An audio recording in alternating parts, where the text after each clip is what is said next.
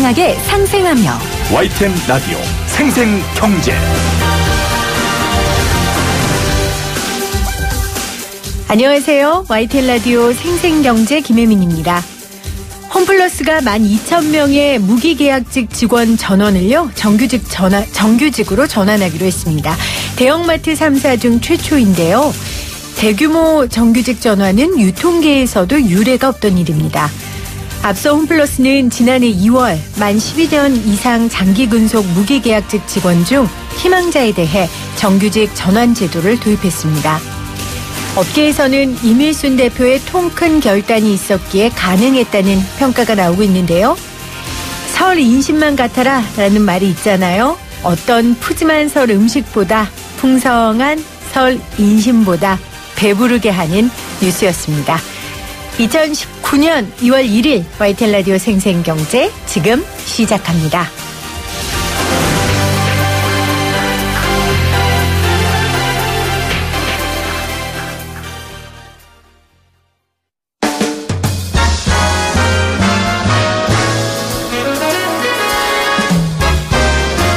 토론 아니고 수다.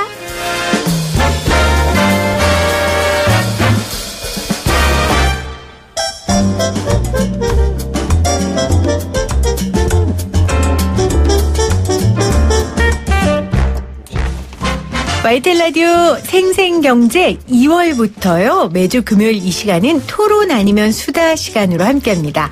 부동산, 트렌드, 경제 진단 등 여러분이 관심 가질 만한 경제 이슈들을 좀 심도 있게 토론 아니고요. 수다 떠는 시간입니다. 토론 아니고 수다 시간이기 때문에 가슴 졸이면서 들으실 필요 없고요. 재밌고 편안한 마음으로 들으시면 그래도 듣고 나서는 경제 문제에 대해 조금은 생각하게 되고 또 정보를 알게 되는 시간이 될 겁니다. 오늘 첫 시간 부동산 관련 수다 떨어볼게요. 김인만 부동산의 김인만 소장님, 한문도 숭실사이버대 교수님 나오셨어요. 안녕하세요. 안녕하세요. 네, 저는 평소에 수다를 업으로 삼는 사람이라고 저를 소개하는데 보통 남자들은 수다에 능하지 않잖아요. 할 말이 없죠. 그냥 서로 인사 나누고 나면 이제 정적이 흐릅니다. 아, 정적이 흐르나요? 네. 한 교수님은요? 한 교수님은 그래도 수다 잘 하실 것 같은데. 아, 저요? 네. 제가 안 사람한테 많이 혼나고 있습니다. 왜요? 너무 조용하다고. 아, 그래요? 네. 아, 그렇군요. 토론 아니면 수다의 처음 시간을 사실은 신세동 교수님하고 박상인 교수님이 함께 하시거든요. 근데 신세동 교수님께서 그런 말씀 하시더라고요. 자기도 젊었을 땐 수다 못 떨었는데 나이가 드니까 여성 호르몬이 급격하게 증가하면서 수다가 가능해졌다고. 아직은 그 단계는 아닌 것 같습니다. 한 교수님도? 아직은? 저는 한번 시도했다가 도리어 네. 역풍을 맞아가지고 다시 원유치했습니다. 왜요? 그만 얘기하래요, 사부님이? 지금 말씀하신 대로 여성 호르몬이 증가했는지 어느 날 식사 시간에 제가 얘기를 쭉 했더니 네. 얘기하다 보니까 다 딴 데 쳐다보고 있더라고요, 가족들이. 그래서 다시 원유치했습니다. 그러니까 그냥 얘기는 안 되고 재미있고 네. 공감되는 이야기여야만 맞습니다. 네, 공감되는 수다가 거. 될 수 있는데요. 부동산은 뭐 두 분에게 전공 분야니까 이 부분은 자신 있게 수다 떠실 수 있겠죠? 예, 어머, 아는 지금 건 최대한 할 수 침묵이 있죠. 좀 예. 흘렀는데. 수다라고 해서 순간 당황했습니다. 당황하셨어요. 남자들은 수다가 안 익숙해가지고요. 네. 제가 또 토론을 수다로 변신시키는 그런 놀라운 능력을 갖고 있습니다. 네. 저를 믿고 따라오시면 됩니다. 알겠습니다. 네. YTN 라디오 94.5MHz로 여러분 부동산 수다 들어보실 수 있고요. 또 유튜브 보이는 라디오로도 함께하고 계세요. 두 분은 보이는 라디오의 존재를 모르셨다가 지금 굉장히 당황하셨는데 자, 손 한번 흔들어 주시고요. 네. 유튜브 YTN 라디오 들어오시면요. 두 분의 모습, 화기애매한 수다의 분위기를 보실 수 있겠습니다.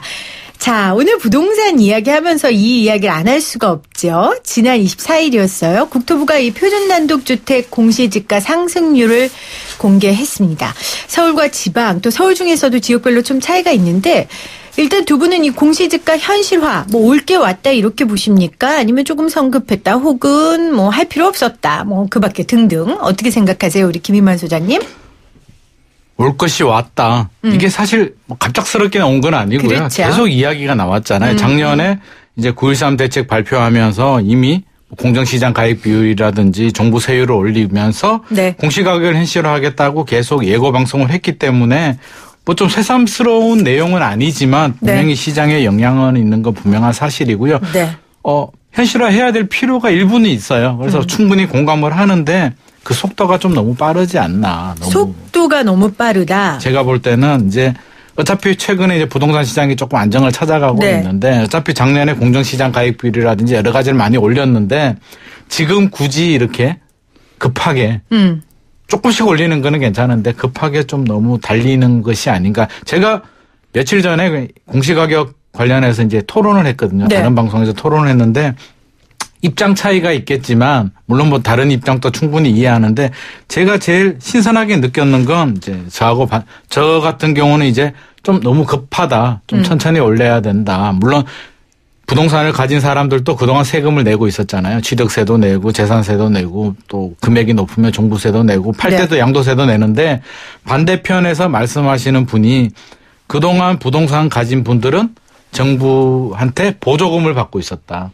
정부한테 보조금을 받고 있었다. 네, 그런 표현을 쓰시더라고요. 그래서 깜짝 놀라서 아니 무슨 보조금을요? 라고 하니까 세금을 더 걷었어야 되는데 공시가격을 빨리 현실화해서 더 많은 세금을 걷었어야 되는데 이게 오히려 늦어서 지금 더 빨리 해야 된다. 그동안 빨리 안 올린 거에 대해서는 오히려 부동산을 가진 사람들이 혜택을 받다. 보조금을 정부에서 역으로 준 거라고 이야기를 하더라고요. 그래서 제 생각과는 다르게 그렇게 생각할 수도 있겠구나. 여러 가지 머리가 조금 복잡했었습니다. 그러니까 올 것은 왔는데 속도가 빠르다라고 말씀하셨는데 그 말씀하신 속도는 퍼센트 비율 그 비율도 포함되어 있는 겁니까?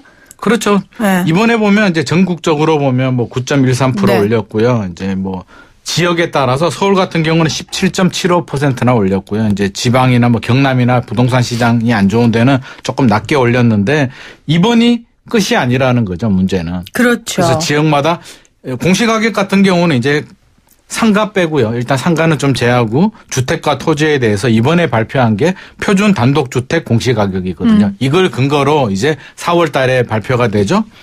공동주택하고 개별 단독주택 공시가격은 조금 있으면 또 발표가 되는데 이게 기준이 올라가면 이제 연쇄작용으로 전체적으로 오를 수밖에 없고요. 이게 시작이 아니고 내년에도 더 오르고 계속 오르고 세부담 상한이 있거든요. 그래서 1.5배. 전년도 대비 1.5배가 종합부동산세 세부담이고 그래서 그거의 기준에 맞춰서 이렇게 매년 이렇게 올릴 예정이기 때문에 이번 한 번만 하고 이제 멈춰주면 뭐 그렇게 견딜만 한데 최저임금처럼 이렇게 계속 올려버리면 여러 가지 부작용이 굉장히 크지 않을까 조금 걱정이 됩니다. 네. 한 교수님. 저는 우리 소장님께서 말씀하신 그 토론장에서 그 반대 의견을 내신 분 있다 하셨잖아요. 그분하고 적극 120% 동감입니다. 오늘 대결 구도가 형성됐군요. 네, 대결 구도가 됐는데요. 그건 왜냐하면 대한민국은 사회주의 국가가 아니라 법치주의 국가고 민주주의 국가잖아요. 법을 지켜야죠. 법에 나와 있습니다. 공시가격 및 감정평가에 관한 법률에 공시가격이라 함은 시장에서 통용되는 적정가격을 얘기하고 적정가격이라 함은 매도 매수 사이의 어떤 합리적 시장에서 통상적인 거래에서 제일 높이 받을 수 있는 가격을 말합니다. 쉽게 말하면 실거래가죠. 법에 나와 있는데 법을 안 지키고 있던 거죠. 그래 오죽하면 보조금을 받고 합심을 해가지고 그 합심을 왜 했을까요? 대한민국의 부동산 땅의 45%는 상위 1%가 갖고 있어요. 분배가 안 돼 있죠. 그러니까 그분들이 기득권을 지키기 위해서 세금을 쫓겨내는 게 혜택이 어디로 가죠? 본인들한테 가죠. 아까 말씀하신 그 역으로 혜택을 받고 있었다에 해당됩니다. 그럼 역으로 이제 혜택 그만 받으셔야죠. 버실 만큼 버셨잖아요. 솔직히 있는 분들은. 그러니까 국민 그 여론조사에도 제가 모 방송이라고 얘기하긴 뭐하지만 S 모모 방송하고 국회에서 작년 연말에 보유세, 재작년이죠. 보유세에 대한 여론조사 했었어요. 리얼 미터가로 기억하는데 그때 찬성률이 82%. 거기서 특이한 점은 유주택자 중에 62%가 또 찬성이었어요. 국민 대다수가 찬성하는 부분은 왜일까요? 이건 좀 이상하다라고 다 아시는 거죠. 그리고 이번에 뭐 국토부가 발표한 거에 나왔잖아요.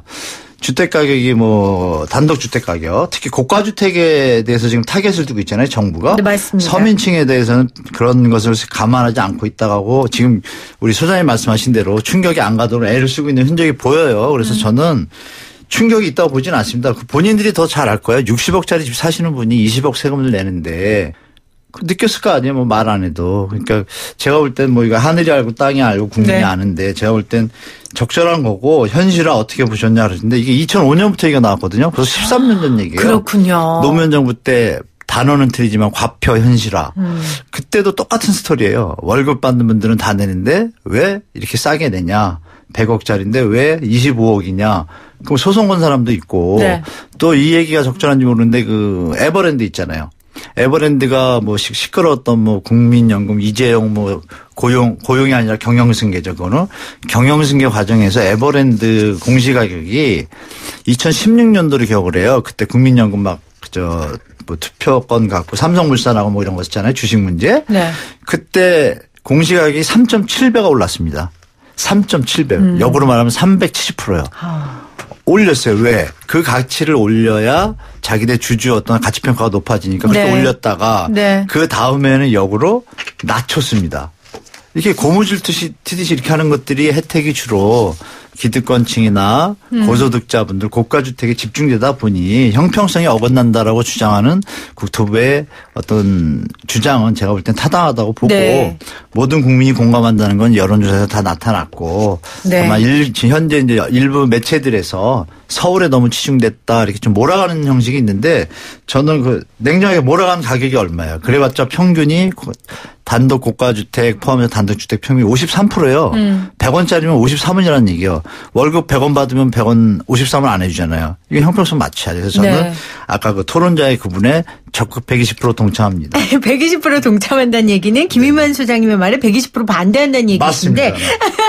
아까 저는 말씀 중에 버실 만큼 버셨잖아요. 이게 참 마음에 와닿네요. 근데 우리 김인만 소장님 왜 한 교수님 말씀하실 때 이렇게 몸소리를 치셨어요? 깜짝 놀랐습니다. 왜요? 뭐 때문에? 부동산학과 교수님께서 이렇게 그쵸. 네, 의외의 발언을 하셔서 깜짝 놀랐고요. 거기다 심지어 물론 뭐 저도 공감하는 부분은 아니, 충분히 변명을 있고. 드리자면 이거 있습니다. 소장님 말씀대로 조금 과격하게 급하게 간 건 맞아요. 맞는데 길게 갈 거를 좀 충격을 줄여야 되는데 용돈을 예를 들어서 100원을 주다가 갑자기 10원 줄이는 거 하고 100원을 주는데 90원, 80원 이거 차이가 있죠. 분명히. 준비할 시간을 너무 안 주고 네. 뭐 그런 좀 부작용은 조금 있는 건 저도 인정합니다. 급수습을 하려고.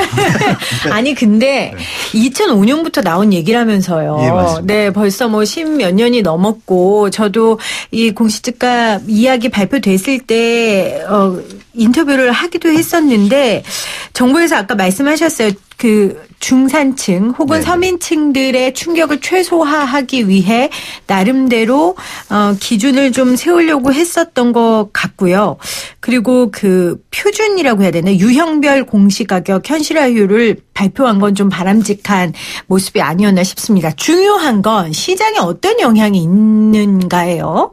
우리 시장 대표하는 우리 김인만 소장님. 저도 반대하는 건 아니고요. 사실은 뭐 제가 부자들, 자산가들을 옹호할 생각은 전혀 없고요. 뭐 오히려 서민들 편에서 네. 당연히 그렇게 돼야 되는데 우리나라 이제 구조적으로 보면 이제 세 형평성이라고 해야 될까요? 자, 보유세를 높이면 거래세를 좀 낮춰주든지 뭐 여러 가지를 해야 되는데 지금 제가 반대하는 부분은 작년에 이제 집값이 많이 올랐잖아요, 서울에. 그래서 허겁지겁 서울 집값에 대한 징벌적 과세 차원에서 공시가격을 올린다는 거에 대해서 저는 굉장히 반대하는 입장이고요.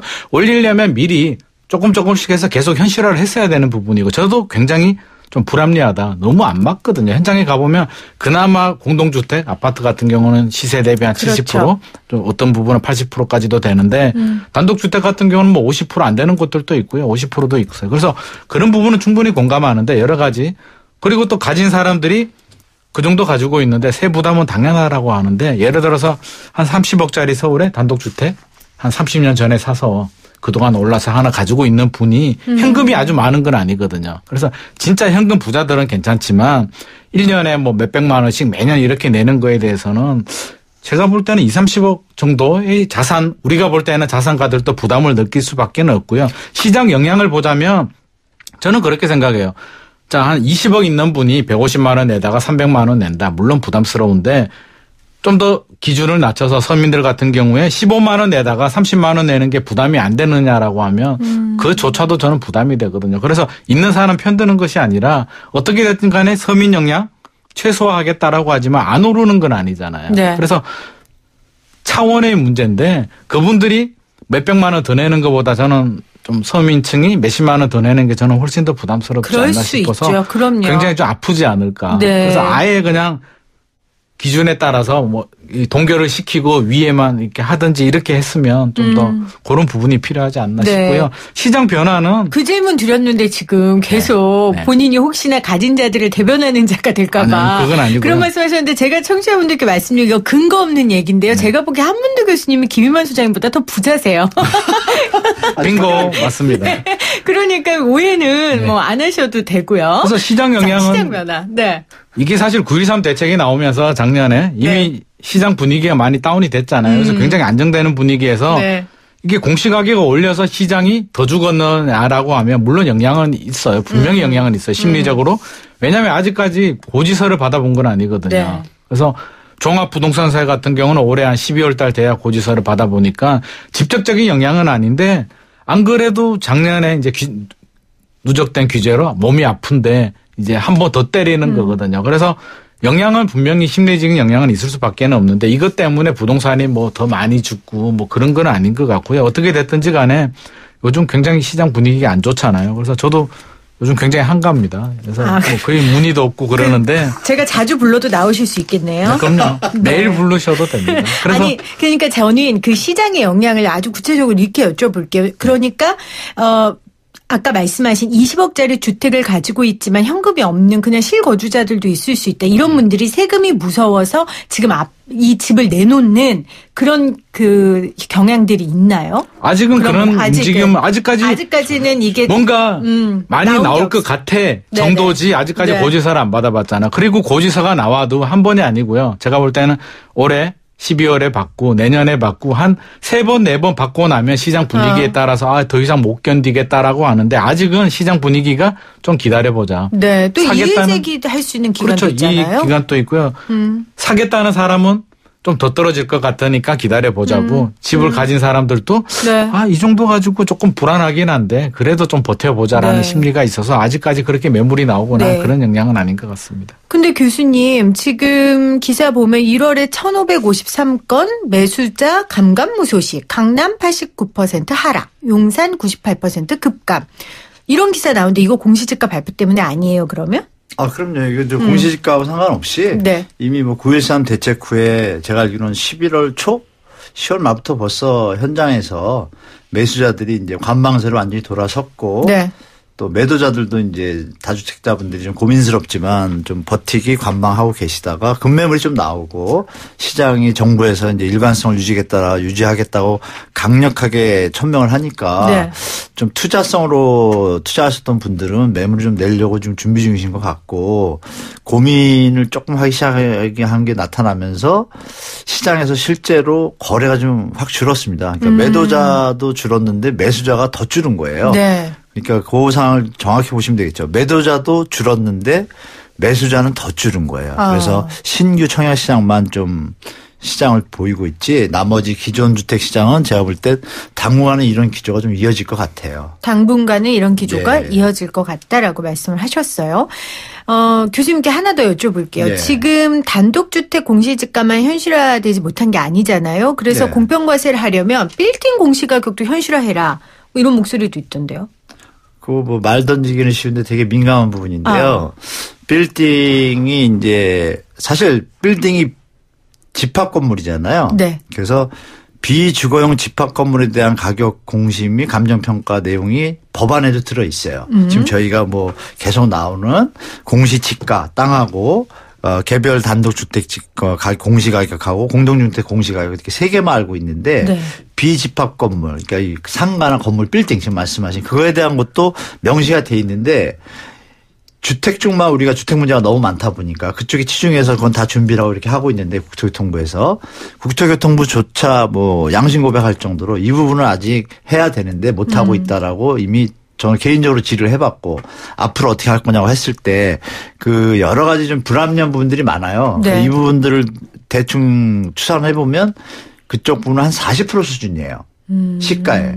그래요? 네네. 그래서 그 부분도 이제 제가 볼 땐 다음 타자로 나오지 않을까 한 네. 뭐 연말쯤에. 다음 타자. 무섭네요. 네. 다음 뭐 타자란 말이. 우리가 뭐 1+1처럼 네.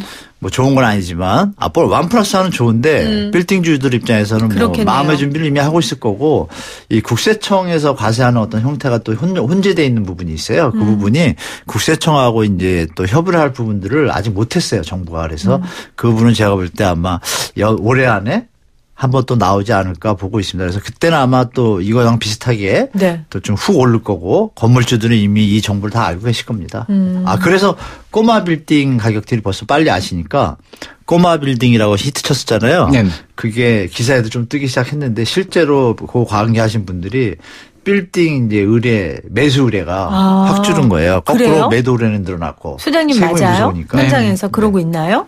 아무래도 살짝 많이는 아닌데 아무래도 영향이 없을 수는 없고요. 네. 물론 우리가 자꾸 아파트 주택 얘기만 자꾸 이야기해서 물론 서민 주거 안정에 이제 영향이 있으니까 그런데 네. 사실 아파트만 오른 게 아니고요. 꼬마 빌딩도 무지하게 많이 올랐거든요. 아파트와 버금 가격이 오히려 더 많이 오른 부분도 있고요. 그래서 그런 많이 오른 부분에 대한 피로감도 분명히 존재하고요. 조정이 될 상황인 것 같아요. 그래서 빌딩 이야기도 이제 많이 하고 있는데 사실은 이게 정부 입장에서는 워낙 아파트나 서민 주거 문제가 심각하다 보니까 사실 빌딩까지 지금 신경을 못 쓰고 있는 부분이고요. 사실 보면 그들만의 리그잖아요.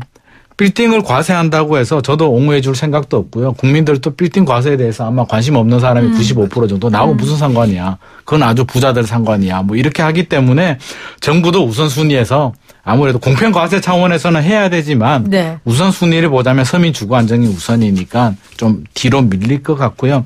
좀 걱정되는 부분은 이게 빌딩을 공시가격을 올리게 되면 건물주 입장에서는 아무래도 부담이 늘어나잖아요. 그렇죠. 그 부담을 임대료로 증가시키면서 결국에는 장사를 하는 자영업자들, 서민들이 또 다른 또 영향 타격을 받지 않을까 싶어서 사실 좀 걱정이 되는 부분도 있습니다. 그런 부분을 정부에서도 좀 걱정하겠네요. 그렇죠. 그래서 우선순위가 이거 먼저 건드리려면 시간이면. 아무래도 좀 준비를 더 많이 해야 되지 않을까 싶습니다. 네, YTN 라디오 생생경제 금요일 토론 아니면 수다 오늘 부동산 수다 떨어보고 있습니다. 잠시 광고 드릴게요. 광고가 없지요 오늘.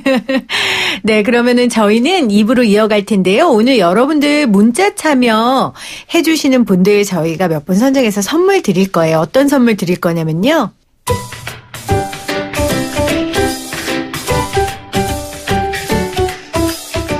2019년에도 생생경제를 사랑해 주시길 바라는 마음을 담아서 생생경제로 사행시 한번 지어볼게요. 생생경제는 말이죠. 생명력이 살아있는 자연생식 김수경 박사의 하루 한 끼 자연생식과 건강한 먹거리 100% 국내산 농산물로 만든 대복김치로 여러분의 배를 채워드리고요. 생기 있는 얼굴과 몸매도 책임집니다. 바로 자연으로 빚은 톡 쏘는 아름다움 주식회사 테미스의 테미스 센텔라 1300 세트와 다움에서 만든 파티톡 바디라인으로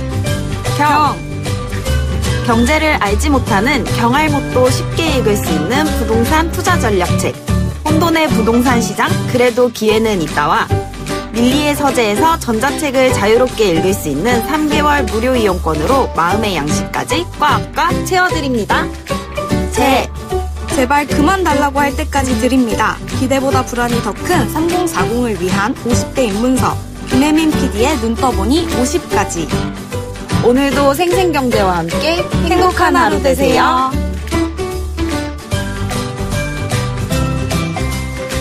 YTN 라디오 생생경제 여러분 오늘 부동산 관련된 수다 떨고 있어요. 여러분들 퀴즈 제가 좀 내드릴게요. 퀴즈 정답 맞추시면서 여러분들의 의견 보내주시면 되겠습니다. 내일부터 설 연휴의 시작입니다. 오늘 설 관련 문제예요. 이것 문화가 처음 시작됐을 때는 이것 대신 떡이나 과일을 받았다고 하는데요. 1960년대 중반부터 지폐로 된 이것을 받기 시작했습니다. 두 분은 아직 주시죠? 지금도? 세뱃돈요? 정답을 말씀하시면 어떡해요. 세뱃돈 주셨네요. 자, 여러분 오늘 퀴즈의 정답은 세뱃돈입니다. 김인만 소장님이 알려주셨는데요. 세뱃돈에 관련된 여러분들의 의견 받도록 하겠습니다. 몇 분 선정해서 저희가 방송도 해드렸어요. 김인만 소장님이 지금 투자 전략서 몇 분 선정해서 보내드립니다. 저는 2부에 다시 올게요. 포스코와 함께합니다.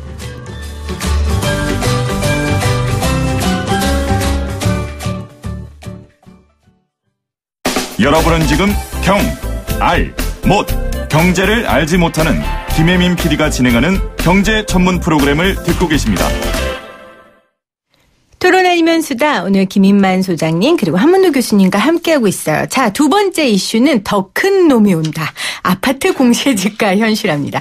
사실 아까 빌딩 얘기도 했지만 저 같은 사람은 고가주택, 근한주택도 저하고 다른 얘기거든요. 네. 모르는 얘기거든요. 근데 아파트는 많은 분들이 관심을 가지실 것 같아요. 4월 말에 이제 아파트 공시지가 현실화도 하겠다. 정부가 이렇게 천명했는데 아파트 공시지가 얼마나 오를 거라고 보세요, 소장님?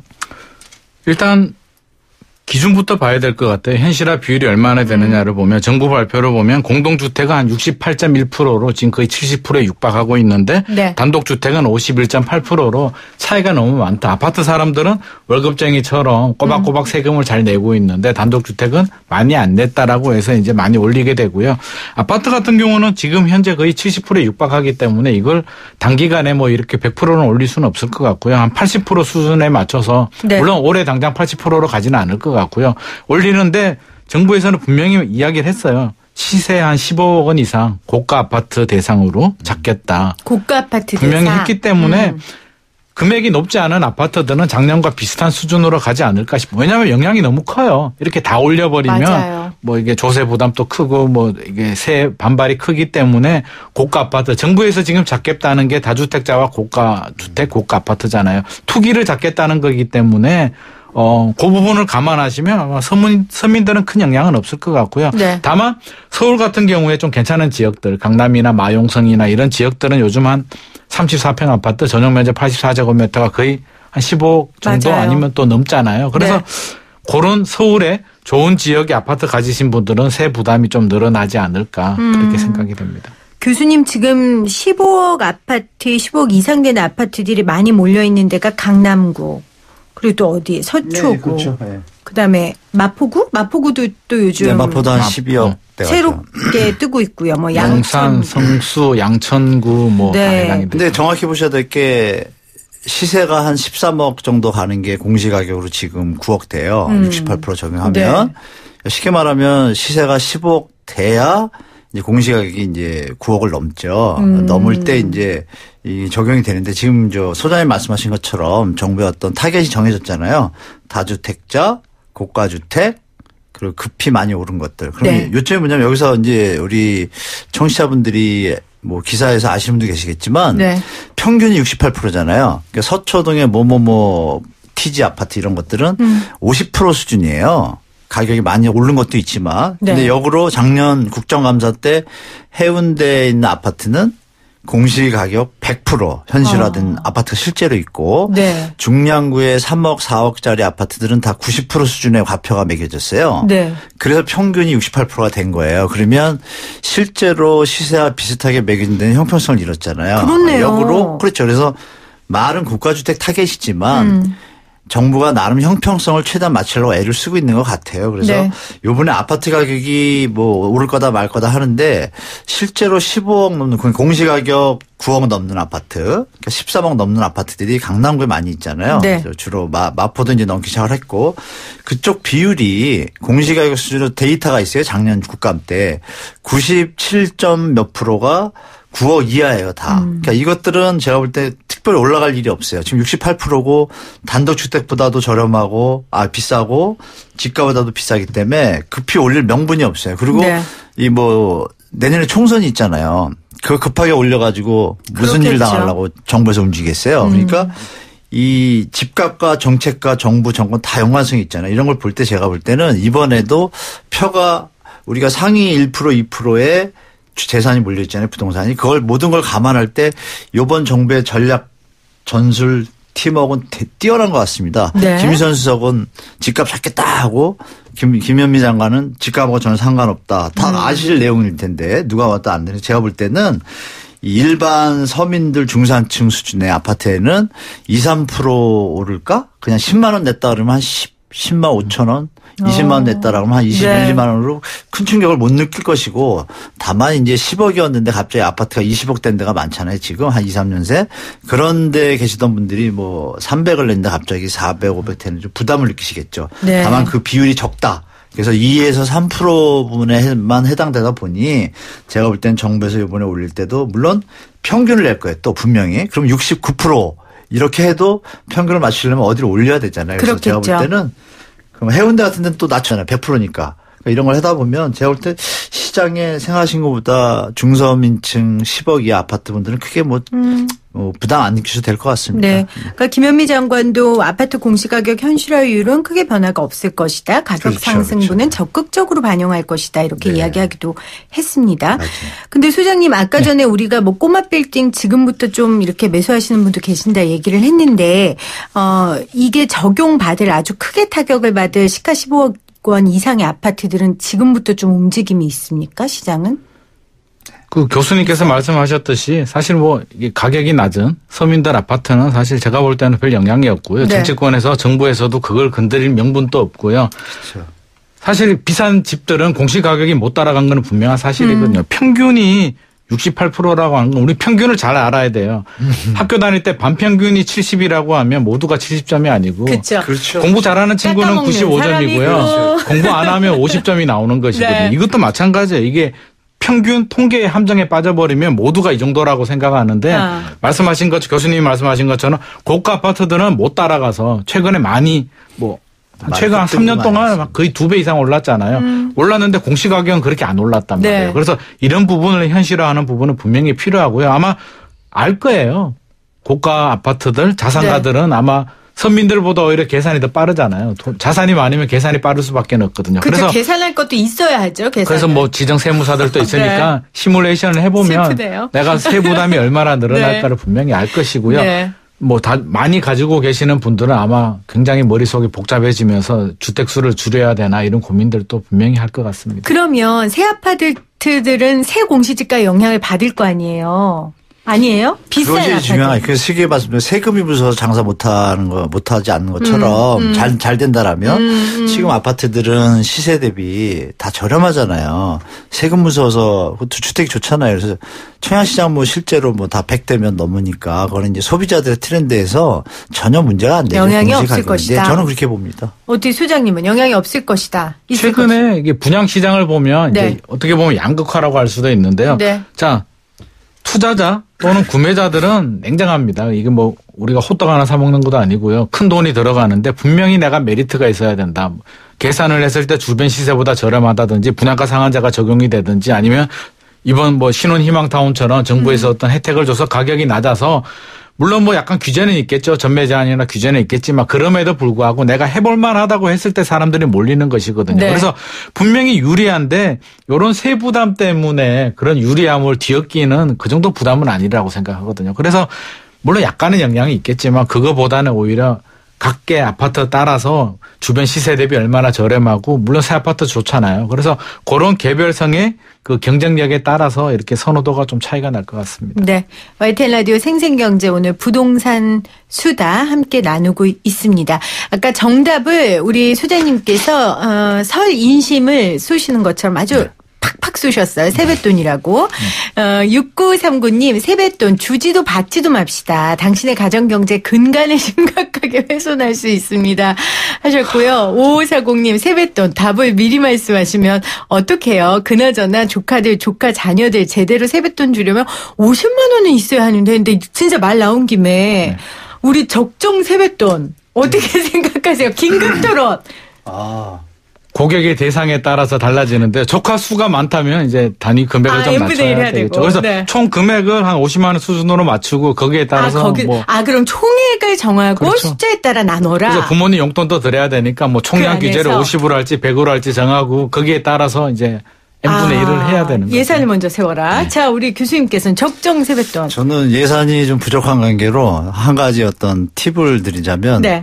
은행을 가서 1,000원짜리로 신권을 다 뽑습니다. 그러면 그 두께가 좀 높아져요. 높아지고 제가 여력이 안 되더라도 그 정성을 조카나 이렇게 좀 알아주는 것 같더라고요. 10,000원짜리라도 빳빳해가지고. 조카들 정성을 거기다 안 팁이 하나 알아주실 더 있습니다. 텐데. 메모도 있어요? 붙이면 됩니다. 메모. 네. 사랑해. 딱 그러면 조금 커버가 되는 것 같아요. 이게 조카들의 마음을 전혀 이해를 전혀 못하는. 모르시는. 네. 우리 이거 토론해야 될 것 같은데요. 제가 조카들을 대변해서 말씀드리는데요.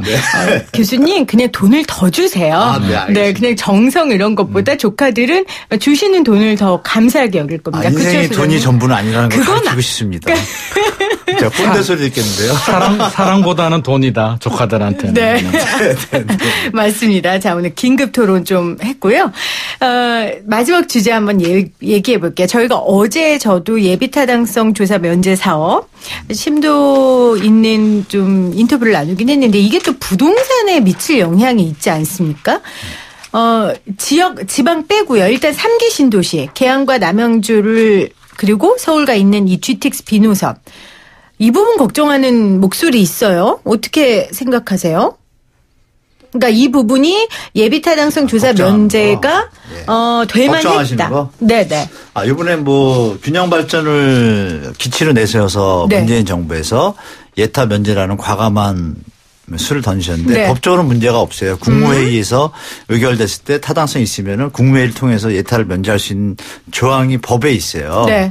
김대중 정부 때 만들었지만 맞습니다. 그걸 이제 활용한다라고 명분을 내셨지만 다만 아쉬운 거는 문재인 대통령 공약이 23개 중에 11개가 포함되어 있어요. 이 부분은 좀 약간 좀 국민의 합의가 좀 필요한 것 같고 무조건 세금만 물 수는 없잖아요. 균형 발전도 맞지만 네. 그렇다고 뭐 너무 퍼버도 안 되는데 요번에 이제 소외된 지역이 수도권이잖아요. 수도권인데 특히 이제 지금 이슈가 된 게 GTX B 노선.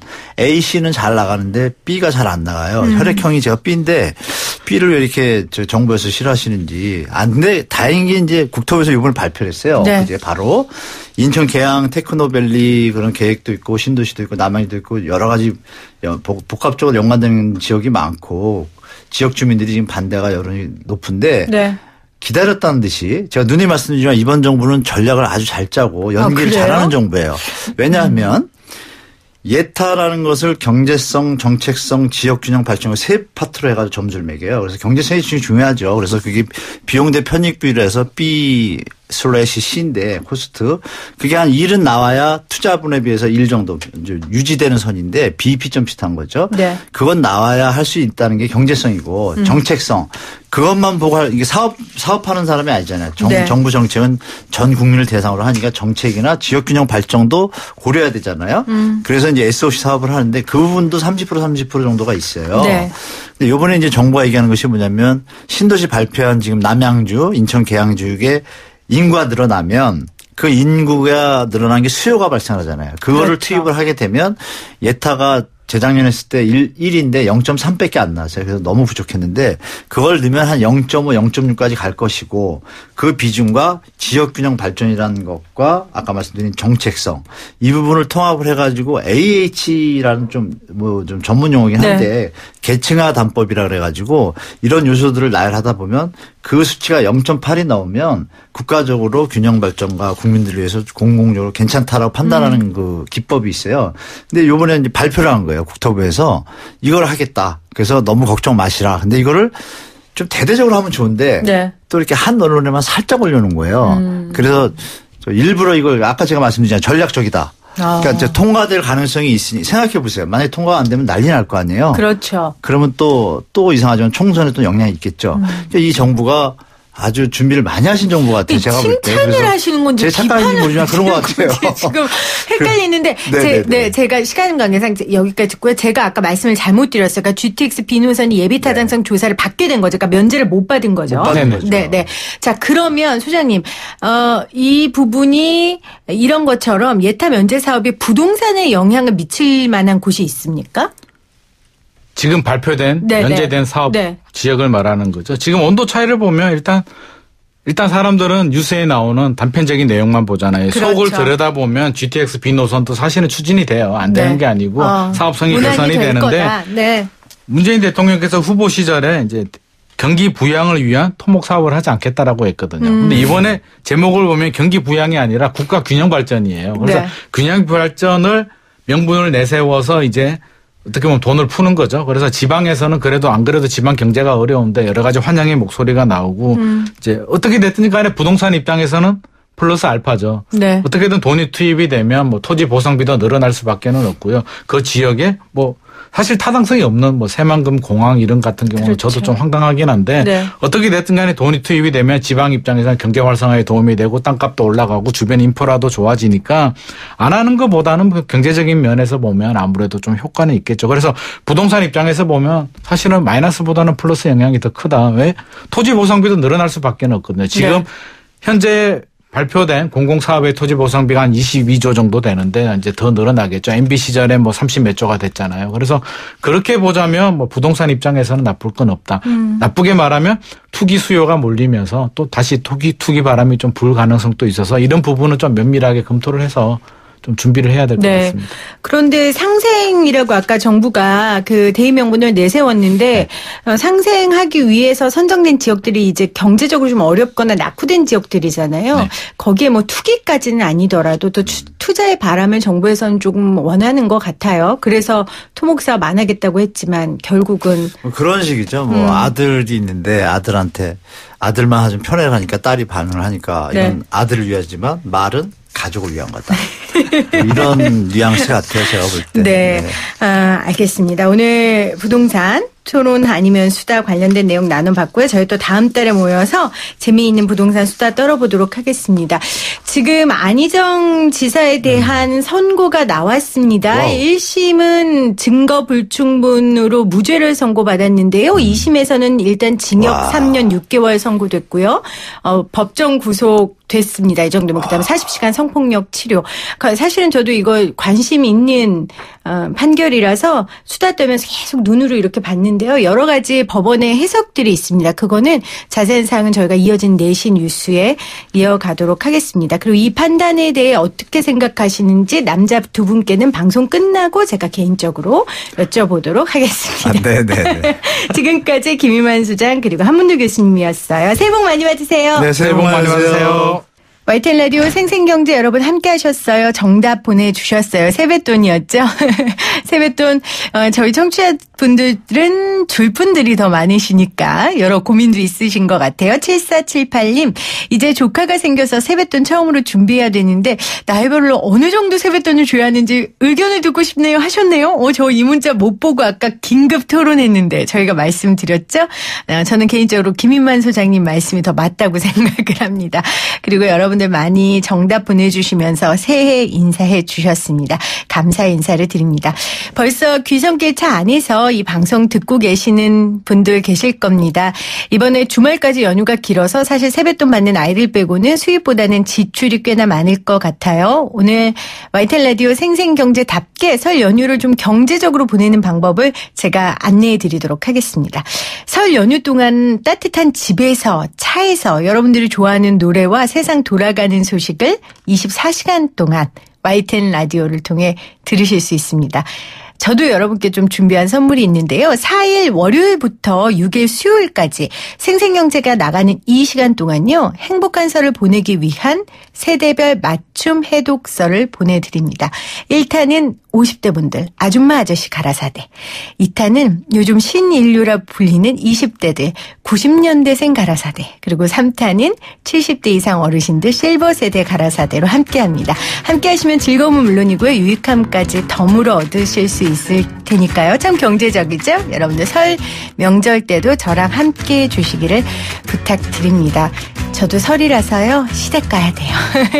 빨리 방송 마치고 기차 타고 갈 겁니다. 여러분 연휴 잘 보내시고요. 저는 월요일 설 특집으로 다시 오도록 하겠습니다. YTN 라디오 생생경제는 포스코와 함께하고요. 팟빵 팟캐스트 그리고 YTN 라디오 앱에서 다시 들으실 수 있습니다. 고맙습니다. 새해 복 많이 받으세요.